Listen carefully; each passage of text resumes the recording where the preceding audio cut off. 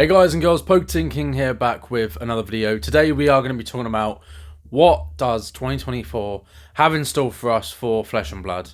So we know that Flesh and Blood already out the gates has started absolutely amazingly this year. We obviously had the announcements of Everfest Unlimited Print Run being destroyed, as well as other sets which, if you've watched any of the previous videos that I've done, I have discussed whether, what kind of sets that we do think have been destroyed. I think it's going to be from Monarch Unlimited all the way up to Bright Lights. I think that when the Collectors Centre updates the print runs for a lot of sets, I think people are going to be quite shocked at just how little actually went out there. Even though we're seeing boxes sit on shelves, I think the supply in the UK has kind of dried up for a lot of sets now. It's a little bit hard to find it on shelves because I think products just being cleared out now.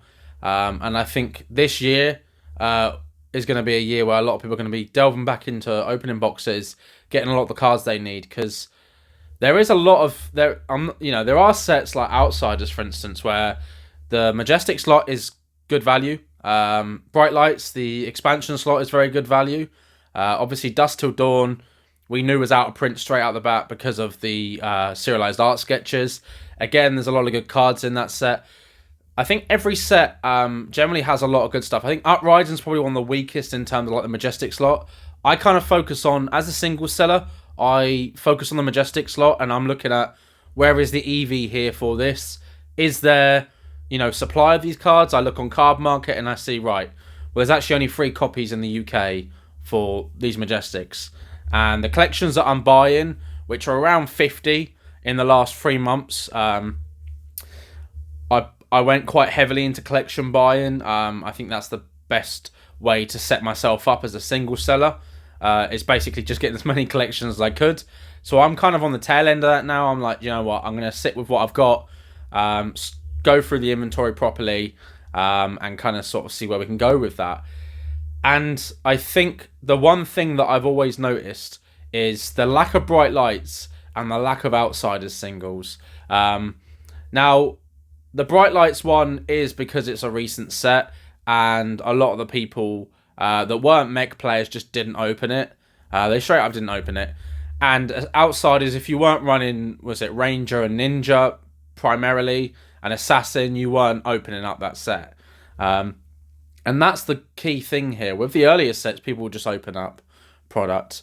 With heavy hitters, a lot of people will open up. There's a good supply out there. The demand is high. The supply is quite good for singles now, in Europe at least anyway. I know we're in between waves now. I think Wave 2 should be dropping, or has dropped now at distribution in the UK. I know in a lot of places in America, they've had Wave 2 this week as well, because it was sold out at distro over here for just after release, so about a week or two, where you couldn't order anymore. But those are the 2 sets. Outsiders and Bright Lights are the sets that I just don't find cards of. And as I said, like, Bright Lights makes a little bit more sense, but Outsiders not, because there'll be cards from Dusk Till Dawn, for instance, or there'll be cards from every other set bar Outsiders. Because the first thing I thought was, okay, well, a lot of these are going to be maybe collectors that got into the game early and just didn't really pick up. But I'm picking up collections, and there's stuff from every set bar Outsiders. So it's strange. I mean, look, if you're opening product up for the specific heroes that you want, and obviously there's nothing in the set, then that makes sense. In the UK, at least, people generally don't buy many boxes. They'll get their stuff at pre-release. They might buy a couple of packs here and there at Armory events, but generally they don't buy full boxes, and certainly don't buy full cases. That's the average. Obviously, there are going to be people out there that do. As a collector myself, I always did, but I think generally as players, it's expensive, and there's no point buying cases of sets that don't have cards you need in, or you've maybe got the cards you need, and you're like, well, it makes no sense for me to do that, right? So that is kind of one of the things here, and I think with 2024, Heavy Hitters obviously smashed it.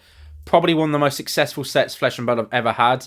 I recently watched Saint's video today, and he reckons that it's the second best set bar WTR Alpha. So that's quite interesting. He specified Alpha as well, which is, I find, quite interesting. So not just WTR as a whole, but WTR Alpha. So that's quite an interesting thing, because that's what I'm getting here from a lot of players and collectors. The sentiment that I'm getting is this is one of the best sets that we've ever had, and you can see that there's a lot of good. This the strength of it is remarkable. Obviously, you've got Guardian, Warrior, and Brute in there, but you've obviously got cards for a lot of other classes in there. You've got a card for Wizard, you've got a card for Ninja, Illusionist is in there, you've got a card for Mech. No, I don't know how good these cards are for those specific classes. I know Ancestral Harmony, I'm running free in mine Katsu deck. So that, and it's definitely a pretty card as well. There's also a lot of good generics in there. Standing Order is, supposedly going to be the next Warmongers. I'm not 100% sure on that. I think the value's still pretty low on that. I think Standing Order's around 12, 13 euros at the moment for non-foil. So it'll be interesting to see kind of where that lands. I know in other sets, the Codex and Warmongers were cheap on release, but then did quickly go up. And it has been a couple of weeks since Heavy dropped now. And the price has kind of gone down a little bit. So we'll see kind of what happens with that. But I'll definitely try to get more product to open on the channel and to stock the store up as well. I am in the process of working with a new supplier, so hopefully, fingers crossed, that will get us sorted going forward, which will roll us into the next set, which I think is going to be around Mysteria. I think there's going to be that ninja theme, perhaps Crouching Tiger, maybe we'll have Shadow Ninjas, maybe there'll be some elemental side of things in there. People have talked about whether or not we'll have like a new wizard, or there'll be like ice, or I don't think they'll go back to ice. Maybe they definitely won't do like frostbite. Maybe lightning, because we've got a set like Toa now where everything is unplayable. I think there's a couple of good cards in there, like Terra Sunder's really good still, but that's obviously Guardian. And there's like one or two other cards, but for the most part that set is unplayable, and that's why Toa Unlimited is like 120 a case, and first edition is not much more than that, honestly. So it'd be interesting to see if they bring some elemental themes to it. I think the meta, we've got a fair few months now to the next set. We've obviously got Japanese release coming out in, is it May? So that'll be interesting to see what happens with that. Will they revisit WTR? Will they do a history pack? Will they do a Marvel hero style thing? Obviously the Cold War policy says they can't reprint certain things, but I'm not sure outside the guidelines of that policy what they can and can't do. I mean, they could do Rainbow Heroes or Japanese Rainbow Heroes, right? I know we had the Rainbow Hero promos, but there's nothing to say they can't reprint promos or Rainbow foils. So they could do adult Rainbow foil heroes. Obviously, that would be quite interesting to get a Japanese Katsu there. So it'll be interesting to see what they do with that. I'm quite excited for that, I think, and then we've got another set later in the year. So we've got 3 sets planned for this year. I think there's going to be a social play kit or like UPF kit sort of thing. That will definitely happen at some point this year. I think they even mentioned it. What I would like to see as well is, and I've said this before, I'd like to see kind of like a fat pack bundle, ETB kind of thing, that Magic and Pokemon do. That would be quite interesting. I think, you get a pack of Dragon Shield sleeves, obviously random heroes for whatever that set is. Obviously maybe get some dice, get a promo, and then 8 packs or 9 packs or whatever. Because, as I said before, a lot of players don't buy a whole box, or they might split a box with friends.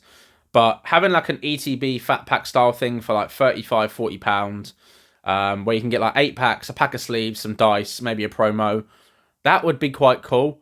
I'm not sure kind of what promos they would do, obviously, because the nature of the promos they do buy a box, which I don't think are great. I didn't get any buy a box promos every time I bought them from my LGS, so I'm not sure really what happened with that, honestly. I know that they existed, but I haven't really seen anyone with any of them myself. And obviously, they've obviously got the stuff for the armory kits and stuff, which is obviously they've got like cold foil weapons. So they've got obviously the ProQuest, which is coming up. So they've got the Rainbow Foil heroes for that. So I don't know what they would do. Maybe they would just do a extended art promo of a couple of random cards that's in the set. because they'd normally do them as like army promos, right? So if they just do another one, like there's a choice of a couple of them. I know Magic have the stamp on it for the bundles, um, and Pokemon they do for the Pokemon Center, but generally it would just be a separate promo, which I quite like. So it'd be interesting to see if Fab do something like that. Obviously, we've spoken before about maybe a Commander deck style thing. So like an adult hero deck for like 50, 60 quid. It has like, you know, a non-foil legendary piece of equipment in there as well. Obviously, maybe a rainbow foil hero with different artwork to what you would get in the main set or the promos or whatever. There's ways for them to do it, I think, that would work in line with Fab. Obviously, LSS need to do it to make sure that it isn't like deviating too far from kind of what they do, as you know, obviously Flesh and Blood. So they don't want to like completely rip off Magic, but they also kind of understanding that a lot of the aspects of the game have been kind of modelled and borrowed from games like Magic. Obviously, James' history with you know, Wizard of the Coast and Hasbro and stuff. And obviously Magic being like the grandfather of TCGs here. So it'll be interesting to see. Obviously, we've got 1.5 million for the, you know, the pro circuit this year as prize support, which is great. We don't know where Worlds is yet. It could be somewhere in Asia or America maybe. We haven't got any like details on that. So it'll be interesting to see where that is. I probably won't be able to make it because I'm already away in November. I'm already in Singapore, Malaysia. And my schedule's like pretty hectic, so it's probably going to be one that I'm going to miss. I am going to a Pro Quest at my LGS, hopefully. My LGS has somehow managed to get a Pro Quest, which is absolutely amazing. The best they had before was a skirmish in 2021, but I think we've had such consistent numbers, which is a shout out to the work that the guys have done at my LGS in, you know, creating a community. You know, it's a very sort of hospitable community. Everyone's really friendly. My local store, Fistful of Dice, is honestly such a great LGS. Like, everyone there is really friendly that works there, and the owner. I'm there like a couple of times a week now. It seems like I'm running One Piece events, and I'm there for Armory, and then I'm even there when I'm not at events. I'm just, you know, going down there and picking up some packs and, you know, chilling with some friends and playing games and stuff. So yeah, I think you know, the take from this is Flesh and Blood is going to have a really good year. I think the confidence from collectors, investors, and players as well, I felt like it was a bit stagnant in a lot of places in the world. I think there's definitely something in it where you're watching the growth in like Southeast Asia, and you're seeing the growth in a lot of European countries. But I know for us in the UK, although we are technically Europe, but those foreign language products, you know, that wasn't for us. We obviously have English product anyway. But there was definitely that stagnation. And I'm not saying it's gone away. I think definitely areas there is still that issue. And there's definitely something that needs to be addressed by LSS. But there's definitely think when you're seeing the game progress at other places in the world, and you might be watching your local community kind of dwindle and die, I know that can probably be quite hard. Obviously, people want to play in person, right, in the Flesh and Blood. Talashar's great, but it doesn't mimic, you know, sitting down with people, you know, those interactions, those plays, you know, the kind of momentum that you get from that, and the chemistry you have between yourself and opponent, as well as friends. You know, there's nothing like that, and that's why this game should be played in the Flesh and Blood, right? And it's an interesting thing, me moving from a collector, content creator, investor, whatever, you know. I don't like using the term investor because I don't think that's kind of where I was with that. I was always a collector, and obviously making content and then running a store, and then now I play as well. And I think it's come full circle for me, and I can really appreciate the game in every aspect. But I will be honest and say that there are things that need to be improved. But it looks like a lot of the things that I have spoken about on the channel and other content creators have as well, a lot of that seems to be being addressed by LSS. So clearly that they are listening, they are watching content, they are in Discords, they are in Facebook groups, they are in patrons, or not so much anymore. So they are kind of like taking that on board. And it's not necessarily a, well, we're going to post on Facebook and go, we've seen these comments, you know, we're going to address it. They're doing their thing behind the scenes, as a company should. I don't think they always need to be addressing that publicly. I'll let their work do the speaking for itself. And obviously with the print runs thing we've had, which is great. We've got waves now, which is kind of the opposite to what happened with other TCGs, because other TCGs, they did a wave system because the demand was too high and they couldn't keep product on shelves, whereas like Flesh and Blood's doing it the opposite. So it's an interesting kind of turn of events there, really. But we are seeing a lot of changes. There are going to be a lot of events this year as well. I've already seen them announced at a lot of like games events and stuff like that, like tabletop events, which is great. We need that presence there. We need the game to grow. Word of mouth is great, but we need that really that push with marketing. I'm not saying that I want to see the product being sold in, big box stores or anything like that, but they do need to have a presence at events. And I've said this in the past when I've been to card shows and no one has Fab, and everyone thinks, didn't Fab die? Or I thought that game died years ago. Obviously hasn't, and I think this year, for those that are playing, that are collecting, that just enjoy the art, enjoy the lore, the characters, the content, for those that are, and kind of have a lot of friends that have said, they're not interested in Fab, and they, maybe they teased you for getting into Fab, or they thought that Fab was dying, because I've heard it tons. I've heard it over the years, constantly by people. Obviously, I came from Pokemon, which is hugely successful. I've dabbled in Magic the Gathering. I've dabbled in a lot of TCGs, and Weiss, Yu-Gi-Oh. And obviously, Fab is a niche, right? It's a indie TCG. It's not owned by a conglomerate like Bandai or Game Freak, Nintendo, the Pokemon Company, Konami. It's LSS, right? But they've expanded their office this year. Saint showed it on his channel. If you haven't checked out on Fable Hunters, he went through those secret lab LSS chairs. You can see that the chair behind me is a cheap office chair. It's like a £5 chair that I got from like a junk shop. Honestly, the whole setup was it was a basic, right? I'm scaling up, so I've got new lighting coming in as well, which will be really good for the channel. And I've got some new editing software, so I'll be working with that. If you are watching Secret Lab, hook a brother up, please. I want one of those LSS chairs. They look absolutely amazing. I know they've done a lot of collabs in the past where you can buy them. So I'm hoping, fingers crossed, in a couple of years' time, we'll be able to buy those because I really want one. I'm probably going to end up picking up a Secret Lab chair anyway because this has run its course. It was great at the time, and obviously, you start off small and you work your way up. You don't go in and buy the most expensive stuff at the start. You need to scale up and make sure that what you're doing is what you want to be doing, and you don't want to waste that time and money into things that aren't going to kind of help you at the start. So it's all about that scaling up, really. But yeah, I think Flesh and Blood 2024 is going to be an amazing year. Let me know in the comments below some things that you've seen recently that you really like, and some things that you think that LSS still could improve on. I'd love to get that aspect from players and collectors alike, because there's a lot more harmony between players and collectors now, which I really love. At the end of the day, we're all in this together. We all love the game. We all, appreciate the LSS, the lore, the artwork, everything about it. And ultimately, we want the game to be living in 5, 10, 15 years, right? That's the aim.